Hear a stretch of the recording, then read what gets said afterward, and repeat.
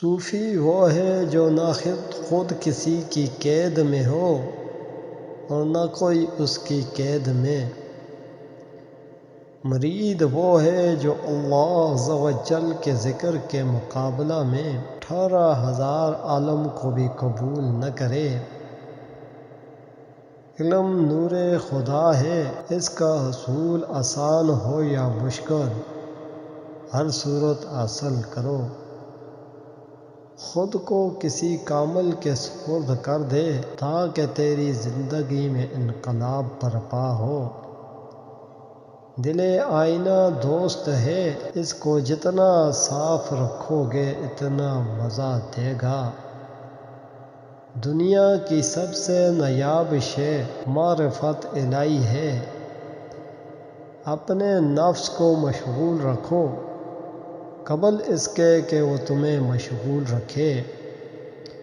مرید وہ ہے جو روز اول سے اللہ کو اپنا مقصود بنا لے اور جب تک وہاں رسائی نہ ہو کسی بھی شے سے مطمئن نہ ہو اور نہ ہی کسی اور کی طرف التفات کرے۔ اللہ سے دل لگ جانے کی علامت یہ ہے کہ اس کے دل میں عظمت الہی کے علاوہ کوئی بھی شے گر نہ کر سکے۔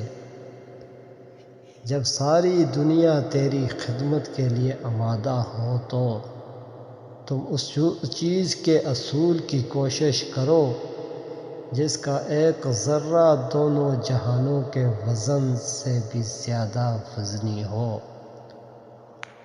موم جلایا نہیں جا سکتا اور دل کی آنکھ غیر کی سوئی سے نہیں سی جا سکتی۔ تصورات پیاس بجھاتے ہیں، فکر آتش پیدا کرتی ہے اور طلب مطلوب تک پہنچاتی ہے۔ کاشت شدہ زمین میں تخم نہیں ڈالا جا سکتا اور لکھے ہوئے کاغذ پر لکھا نہیں جا سکتا۔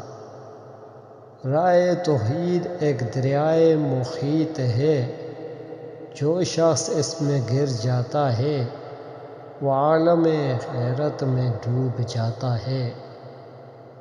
جو لوگ مصیبتوں اور سختیوں میں جینا نہیں سیکھتے وہ ہمیشہ خام رہ جاتے ہیں۔ عورت کو اپنے پیار میں پاگل کرنا ہے تو اس کو عزت دو۔ عورت کو عزت دو گے تو وہ خود بخود تمہیں پسند کرنے لگے گی۔ بلند ہمتی سے ہی ہر مقام پر فتح حاصل کی جا سکتی ہے۔ اللہ تعالیٰ کو کسی حال میں بھی نہ بھولو بلکہ ہر وقت اللہ کا شکر ادا کرتے رہو۔